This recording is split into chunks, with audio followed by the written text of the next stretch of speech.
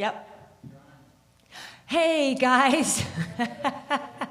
We're so glad to be with you this morning. You might be wondering where we've been, but we're so glad we're with you now. We'll tell you later. We're going to sing some great songs about change and using all of our big energy to make a difference in the world. So please join us. 2, 3, and...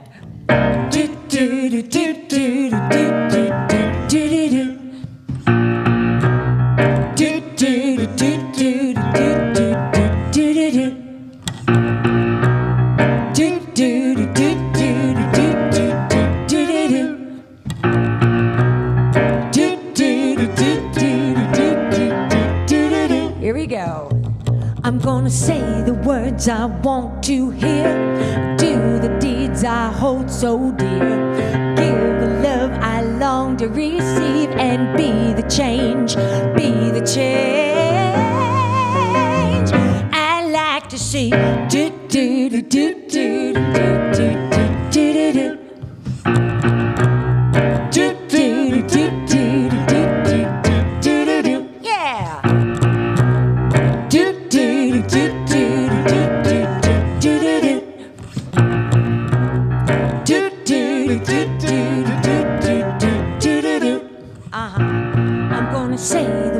I want to hear, I do the deeds I hold so dear, I give the love I long to receive, and be the change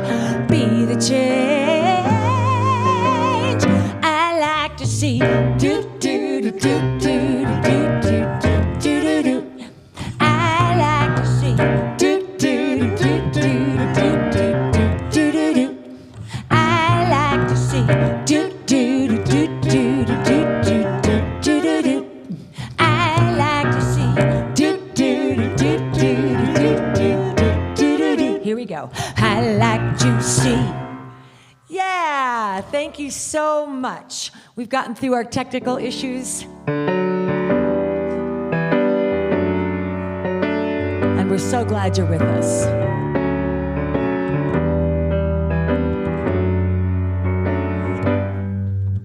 Use me, oh God, I stand for you, and here I'll abide as you show me all that I must do.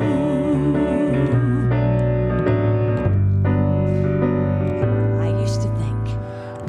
used to think God was the Son, God is the Son, but God's so much more than the earth or the stars or all of creation.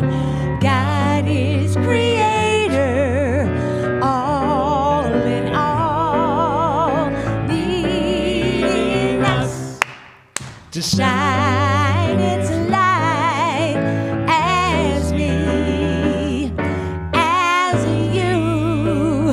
So use me, oh God, I stand for you, and here I'll abide as you show me all that I must do.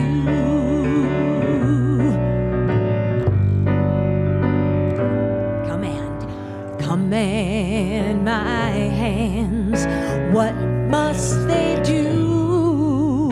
Command my life, it's here for you. God is the love that heals all creation. God is creator, makes all things new. God needs us to shine its light as me, as you. So use me, oh God, I stand for you, and here I'll abide.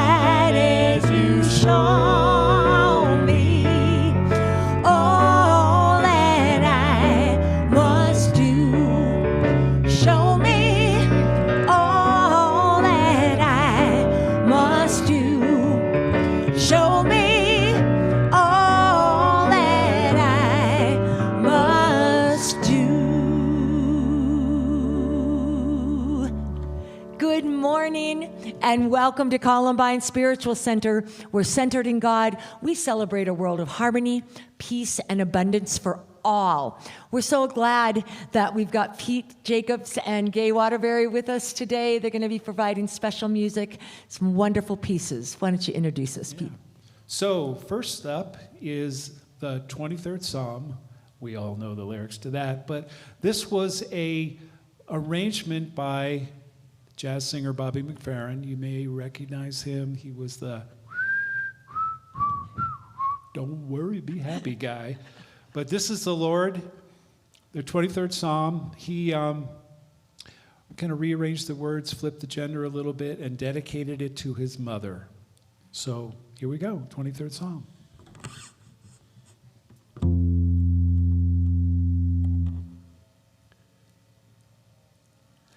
The Lord is my shepherd. I have all I need. She makes me lie down in green meadows, beside the still waters. She will lead. She restores my soul. She rights my wrongs. She leads me in a path of good things and fills my heart with song. Even though I walk through a dark and dreary land, there is nothing that can shake me. She has said she won't forsake me. I'm in her hand. She sets a table before me in the presence of my foes. She anoints my head with oil, and my cup overflows.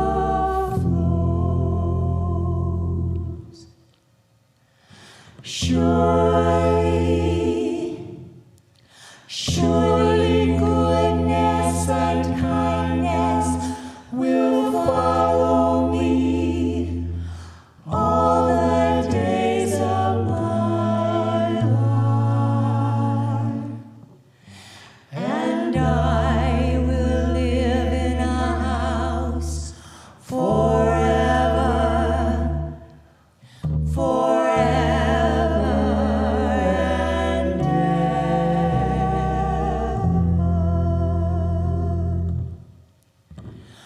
Glory be to our Mother and Daughter and to the Holy of Holies, as it was in the beginning, is now and ever shall be, world without end. Amen.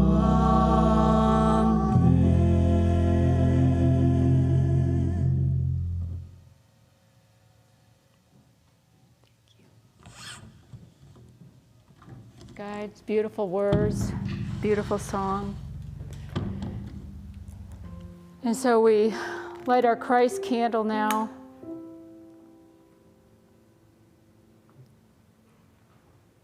Maybe. And I invite you to join me in prayer.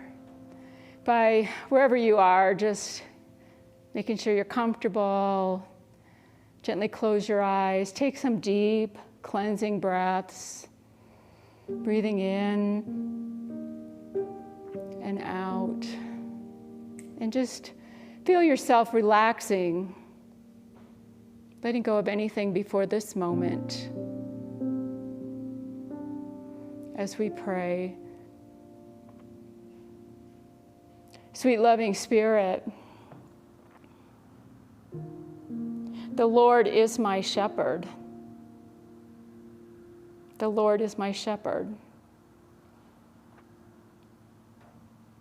And those are the words that I keep in mind when things aren't going so well in my life. The Lord is my shepherd. And what do they mean? God, we are so grateful for metaphysical interpretation that the Lord, the highest part of my being, the inner being of me, is my shepherd, is my protector, is my guide. And so, sweet Spirit, we are guided, we are protected, we are looked after, always. We turn within to come to that place of peace, come to that place of freedom and love, knowing that it's not always that way in the outside world. But we can always turn within and know the Lord is my shepherd. We are guided and protected and loved. And we bring those thoughts, that consciousness to everyone who is challenged by health issues, emotional, economic, spiritual, racial injustice. We hold all our firefighters and people who are on the front lines for the pandemic and for the fires here in Colorado. We hold them in the loving, safe arms of Spirit. We thank you, God, for this awareness that the Lord is my shepherd, and whenever we turn within and come into that consciousness, we know that we shall not want. And so it is. Amen.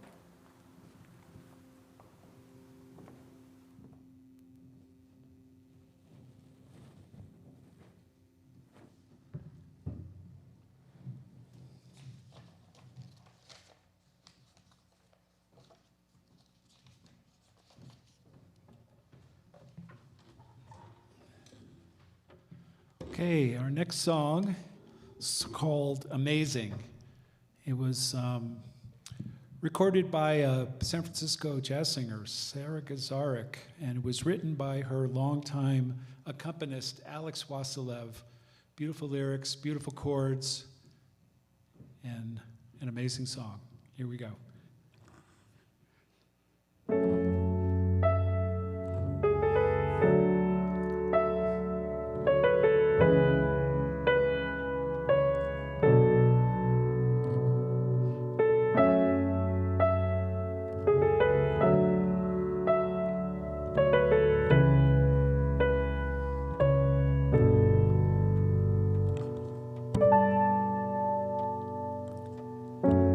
Sunflower beauty surrounds me against a sky of gray. The nighttime falls down upon me at the closing of this day. Words cannot explain the feeling that my heart speaks of, the choices, the boundaries, when I feel the pain of all these thoughts of mine, the questions, the answers. When will I realize all of life is amazing?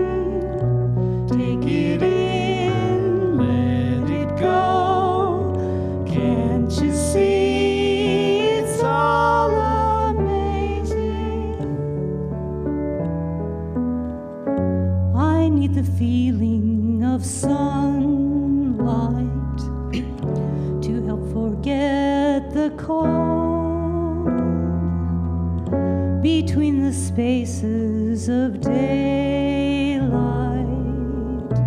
There lives a frozen soul. Here we go again. This wandering mind won't settle down, if just for a moment. When I think it's done, it starts itself right up again, unending, relentless. When will I realize all of life is amazing? Take it in, let it go. Can't you see it's all amazing? Melt away, let life flow. Just live in, just let it go. Current strong, so am I. Amazing things don't ever die.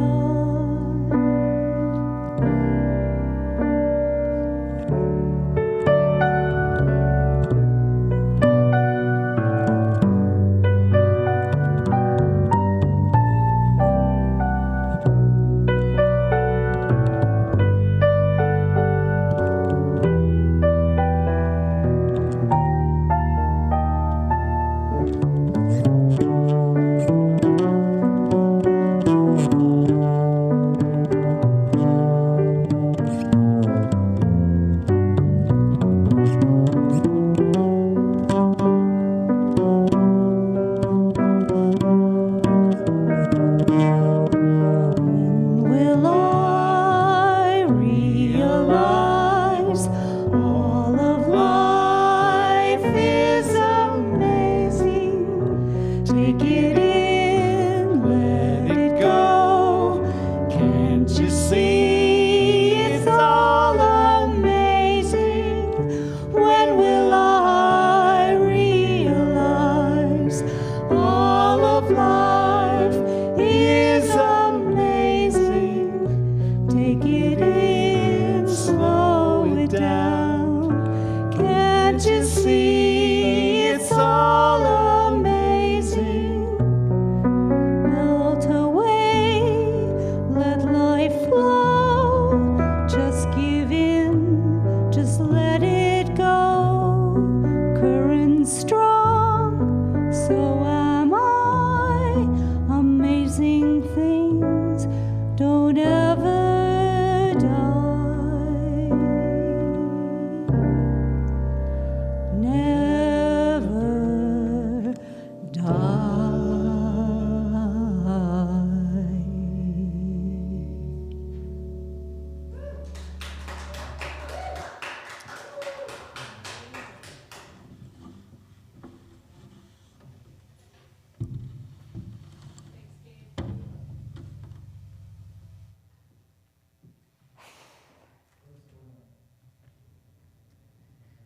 There was a Hindu saint who was teaching some of his disciples at the bank of a river. And as he was talking, he noticed a family not too far away, and they were all shouting at each other. And so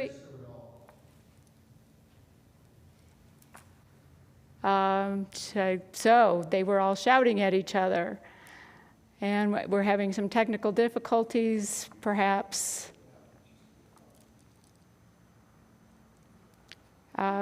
Should I keep going?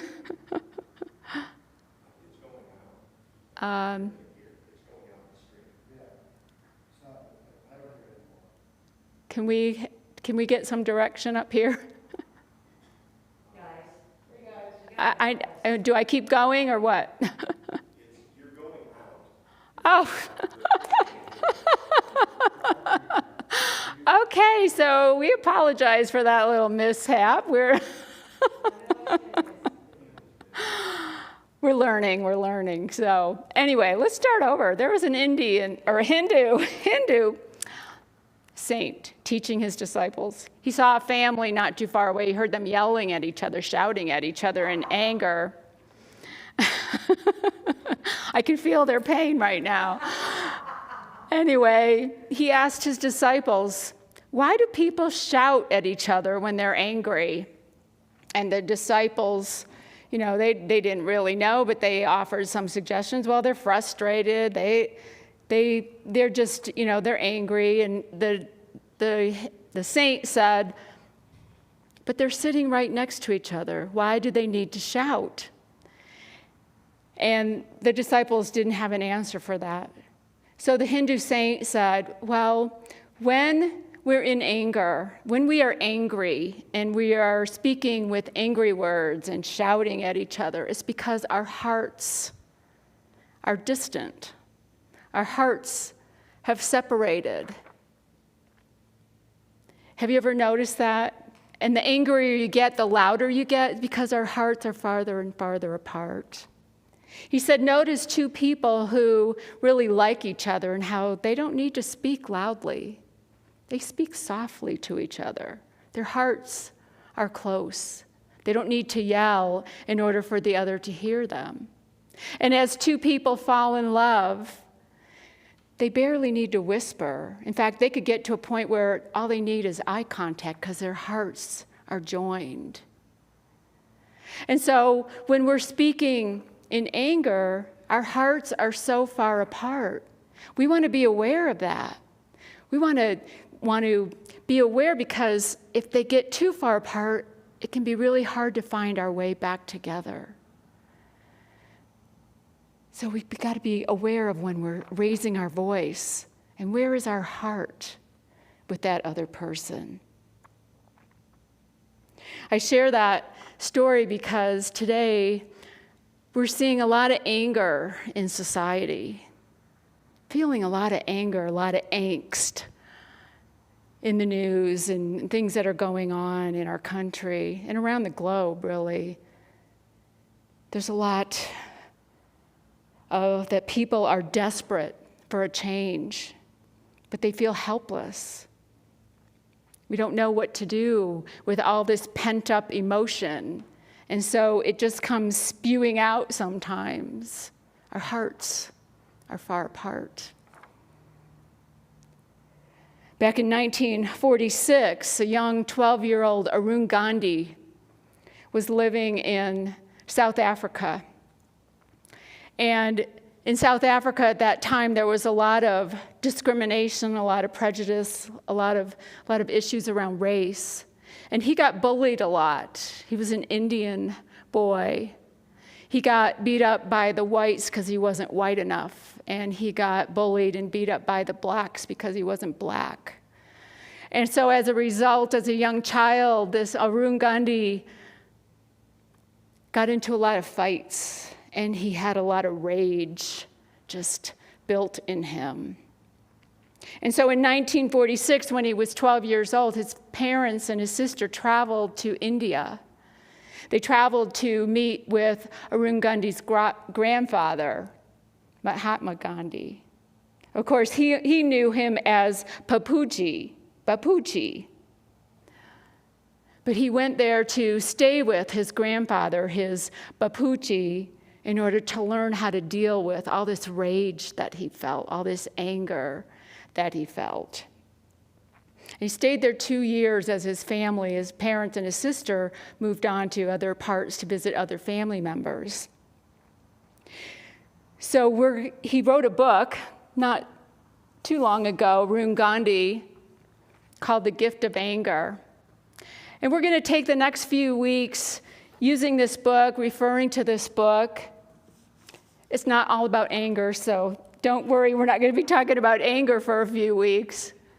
But the gift of anger is something that Arun Gandhi learned from his Bapuji, his grandfather, Mahatma Gandhi, of course, who we all know as this wonderful, beloved person who liberated India and taught nonviolence. It's interesting, when Arun and his family got to the ashram where his grandfather lived, he expected his grandfather to be living in this big mansion with lots of servants. After all, he was an important man, and he had heard about his grandfather for years in South Africa and all the work that he was doing. When he got there, he saw it was a hut with a mud floor. And his grandfather sat on a mattress in the corner with just a simple cloth. It was quite a different life than Arun had expected when he knew he was going to stay with his grandfather for a couple years. But he learned so much in those 2 years that he came back, when he went back to South Africa, and took up a vow of promoting nonviolence. He didn't want to live that simple lifestyle that his grandfather did, but he all the more did so much to help nonviolence and to help racial discrimination in South Africa and everywhere in America as well, with helping with the civil rights movement. But he learned this from his grandfather. He says in The Gift of Anger, "Use your anger for good. Anger to people is like gasoline to the automobile. It fuels you to move forward and to get to a better place. Without it, we would not be motivated to rise to a challenge. It is an energy that compels us to define what is just and unjust." And that's just what Mahatma Gandhi did, was use that anger to find places that needed change. It motivated him to change. There's an article in the Washington Post a few weeks ago where Raymond Novako is quoted. He says, "We're living in a big, angry incubator." Have you felt that? Have you noticed that?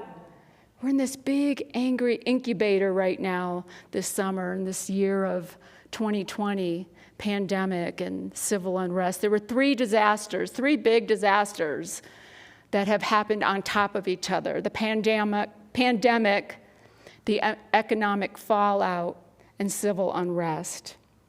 And all this has brought about an uncertainty for many of us, that we don't know what to do. We don't know what's going to happen. We don't see an end to any of this.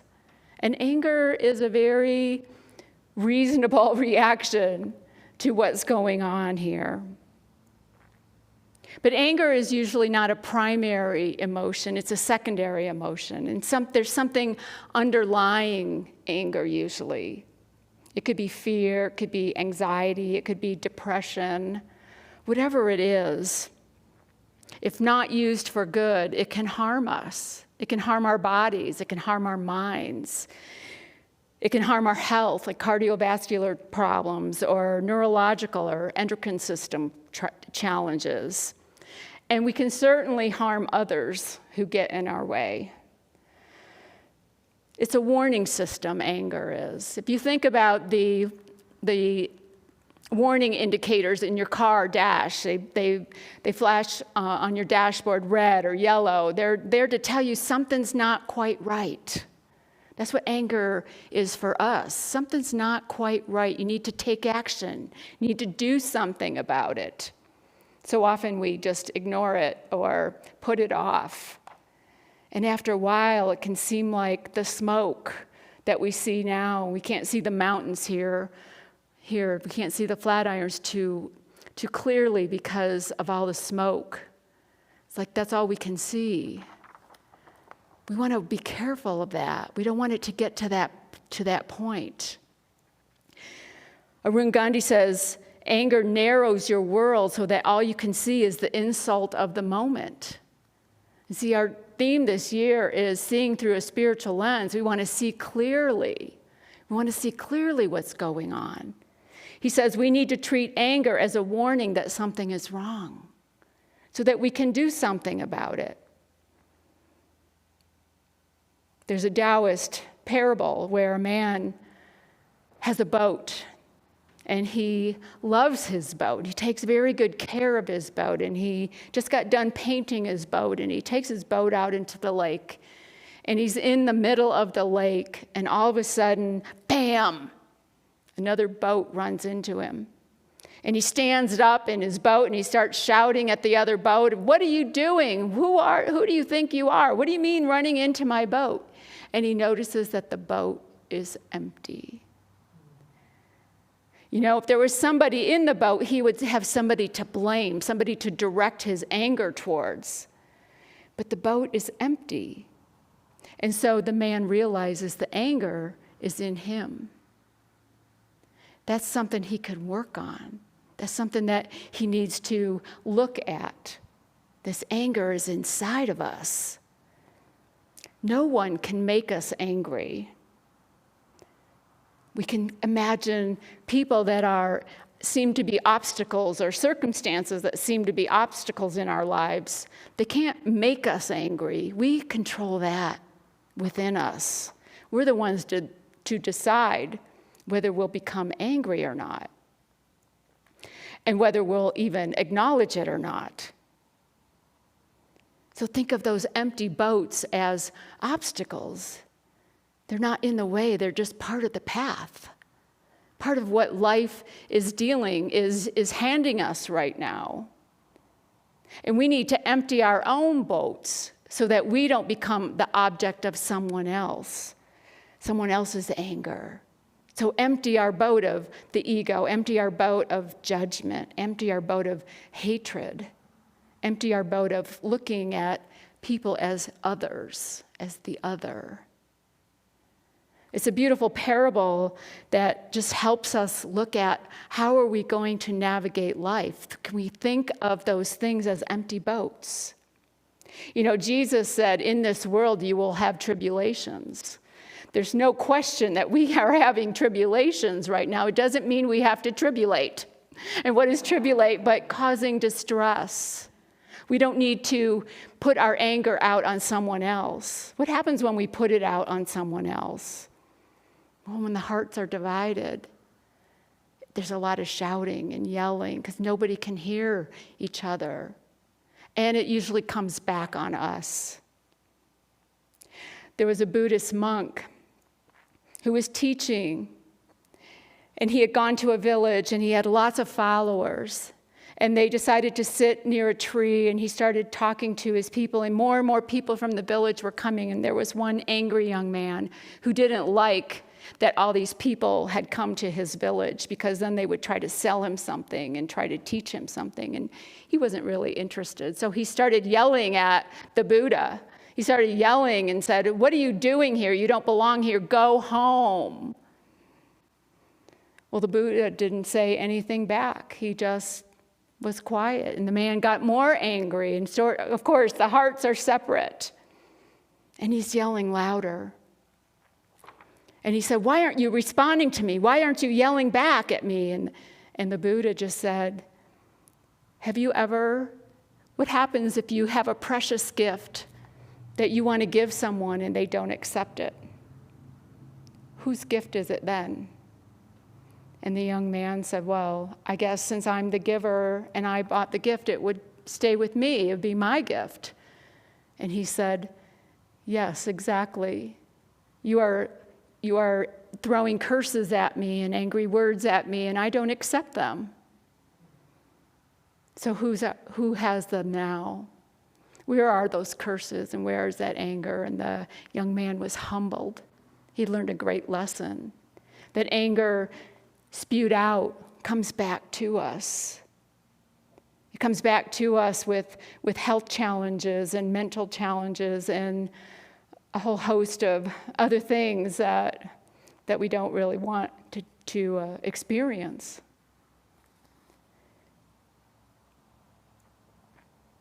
We can look at life in a different way when we refuse to yell back. We can diffuse the anger. There's lots of lessons in this beautiful little book, The Gift of Anger. About a month ago, I was diagnosed with osteoporosis. And when I first heard those words, I was very angry. The doctor said, "Well, you're doing everything you're supposed to do. You lift weights, you run, you walk, you work out, you take your calcium supplements, you eat well. You know, there's nothing more you can do, but you should take this drug." Well, I was angry. I didn't want to take a drug. And I started looking at, what is this? It's in my spine, this osteoporosis in my spine. What is the spine but our support system? And so I started getting more angry, thinking, I'm never supported. In my humanness, please hear this. I'm never supported. I don't get the support I need. Well, this anger, fortunately, I was reading this book to look within, look deeper. What is this anger really about? And I decided that I learned that I was embarrassed.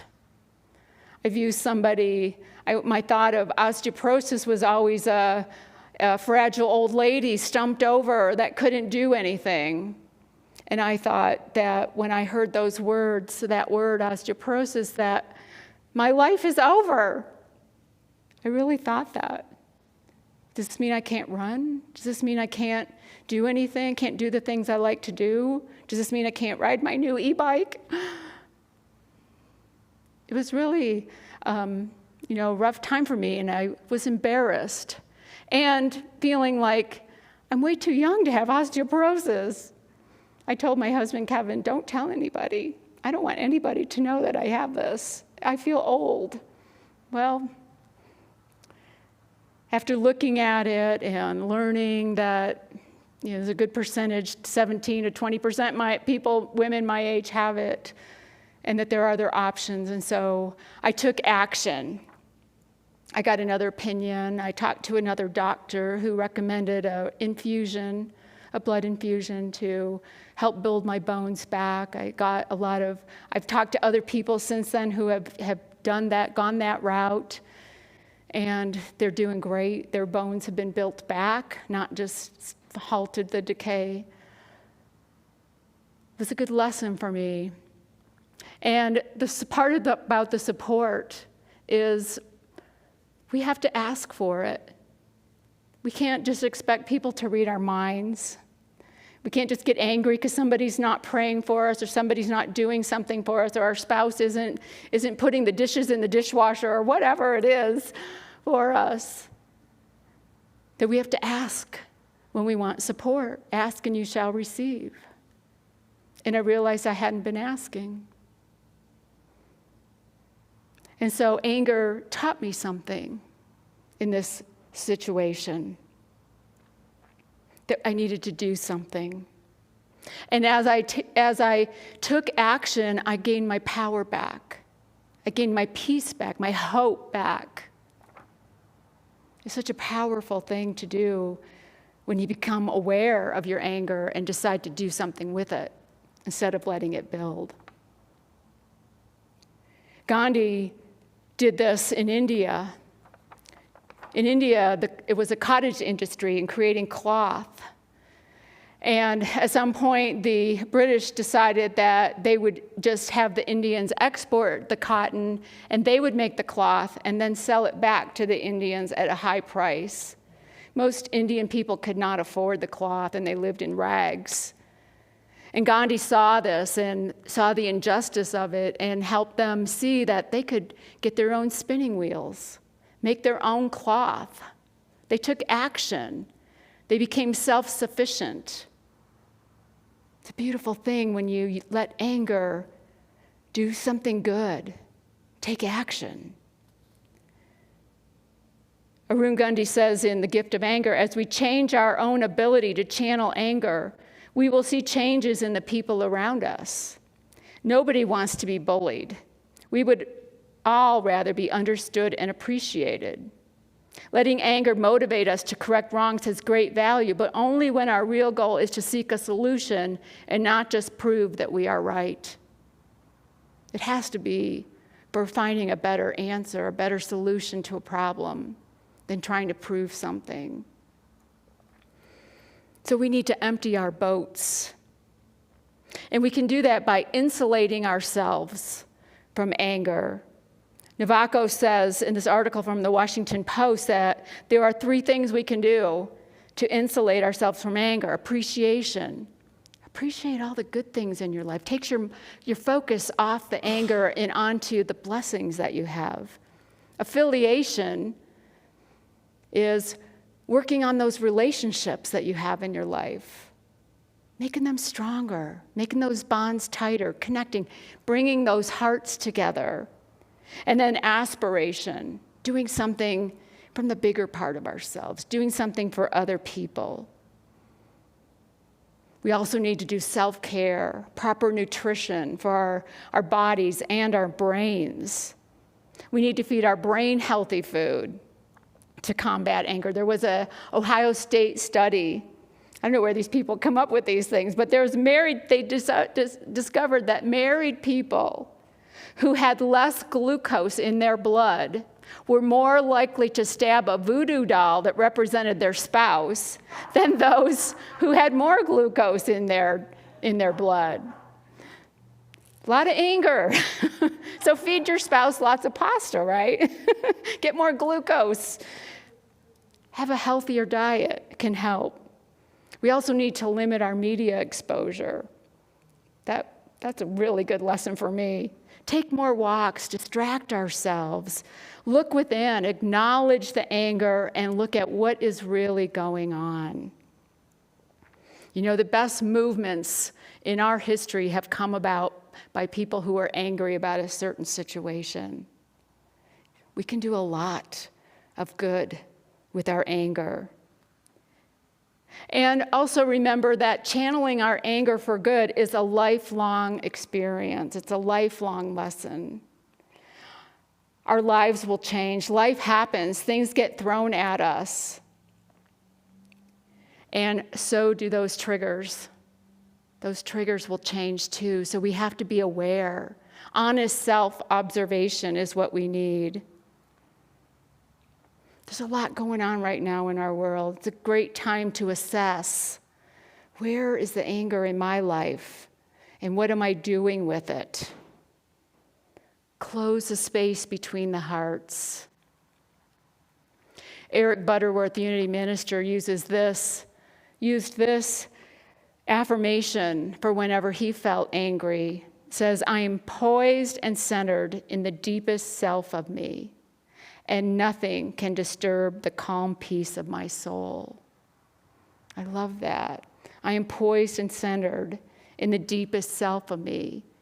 That's turning the other cheek, as Jesus used to talk about. Turn the other cheek. Look at things from a different angle, a different perspective. Look at it from all perspectives, as Gandhi said. It's so important that we view life from all perspectives. And then there will be peace in my soul. So what has triggered anger in you? And how are you dealing with that anger? How are you using that anger for good? Arun Gandhi says, use your anger wisely. Let it help you find solutions of love and truth.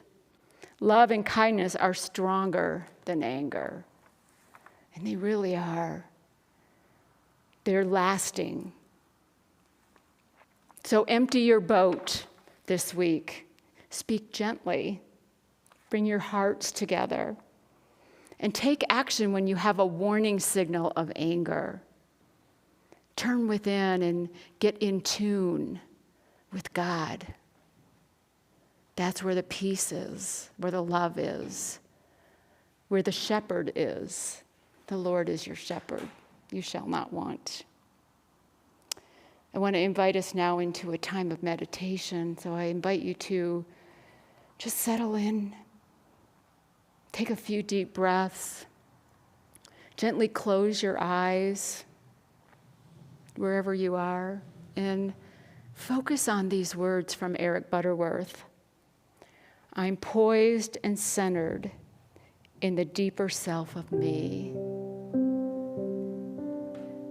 I am poised and centered in the deeper self of me.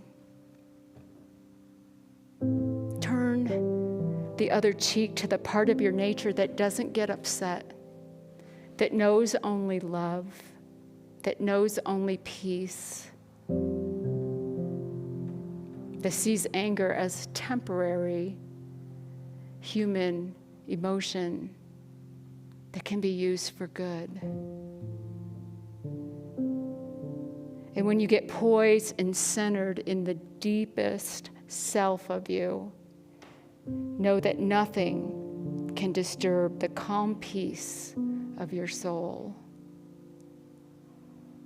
Nothing can disturb that calm peace of your soul. Hold those words in meditation for a few moments.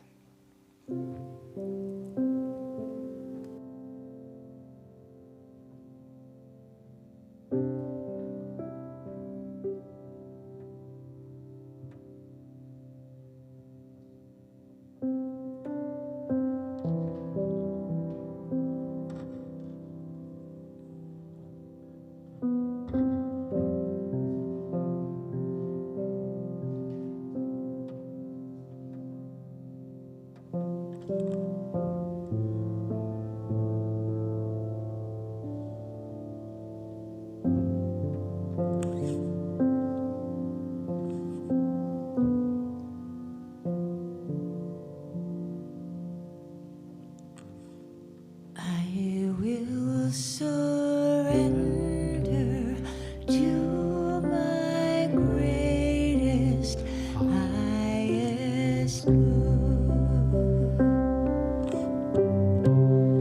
I will release any fear that blocks my way. For every step I take is taken in pure faith, and I am stronger every moment, every day. My mind is willing and my heart is open wide. I trust my instincts and let Spirit be my guide. I vow to live a life that's real and true and free. As I continue walking in this mystery, I will surrender to my greatest, highest good. I will release any fear that blocks my way. For every step I take is taken in pure faith, and I am grateful every moment, every day. And I am kinder, and I am kinder every moment, every day, and stronger, and I am stronger every moment, every day. I will surrender to my greatest, highest good.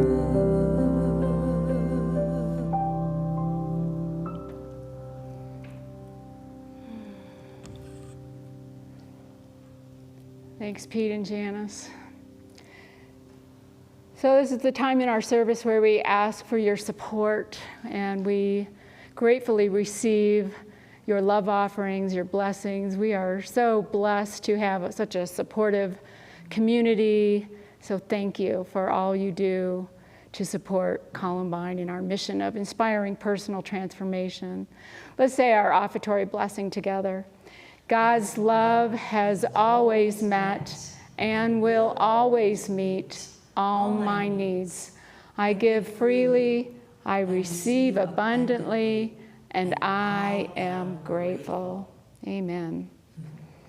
So just a couple of little announcements. If you're watching us new and you have not been on our mailing list and would like to be, we'd love for you to go to our website and sign up for our emails. We would love to have you as part of our community, our virtual community. We do outdoor services at 9 o'clock in the morning for a limited number of people, and you're welcome to join us for that as well. But go to our website, columbineunity.org, and sign up for the emails. You'd get a Thursday email update of things going on here and a Sunday e-bulletin at 8 o'clock in the morning. So we do want to still shout out, and we're looking for Uniteens and YOU kids. That's middle school and high school age kids. And we just want to identify who they are so that we can reach out to them and find out if they'd like to be part of our Uniteens or YOU programs. We'd love to get a more vibrant group going. And if you are have kids that are in middle or high school and would like to reach out to Christopher, he'd love to have a conversation with you. Please email him and let us know who your Uniteens and YOU students are. And the bookstore will be open. It's open on Tuesday, Wednesday, Thursday, selected hours. But we have our fall program book called Radical Forgiveness by Colin Tipping, and that's available in the bookstore. We have probably, I don't know, maybe 100 copies of it or so. So if you want to get your fall program book, that's going to start up September 20th, the fall program. And it's our small group ministry. We'll have signups for our groups by August 30th. So stay tuned and look for that coming, and come on in and get a copy of the book, Radical Forgiveness. And join us for fellowship after the service. If you want to just chat for a little bit, it starts at 12:15. We have a nice group of people that come on every Sunday and just check in with each other and see how everyone's doing. It's so important to maintain that connection. I think that's it. That's so amazing. Let's say our peace. What did we start? 10 minutes late? And we're still coming in under the hour. Wow. We invite you to join us at home. Stand up if you feel like it. Imagine that you're holding hands with your friends and fellow community members, and have a beautiful Sunday. Let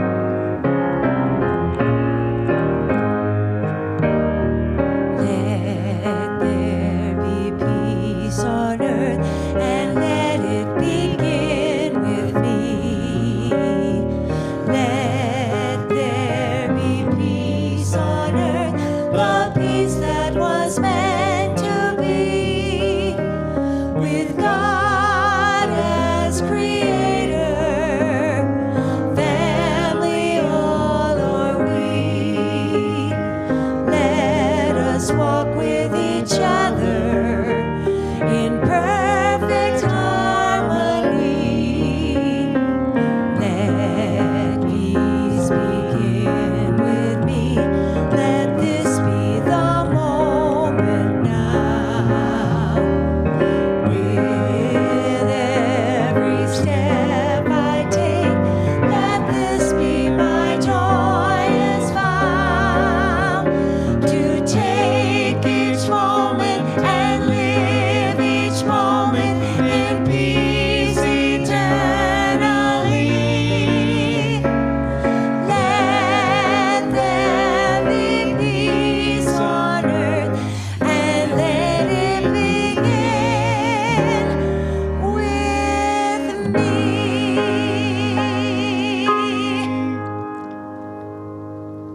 The light of God surrounds us. The love of God enfolds us. The power of God protects us. and the presence of God watches over us. Wherever we are, God is, and all is well. Thank you.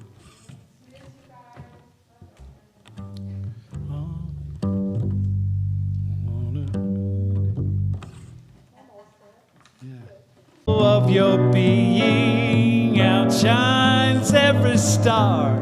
You'll feel part of every mountain, sea, and shore. You can hear from far and near the world you've never heard before.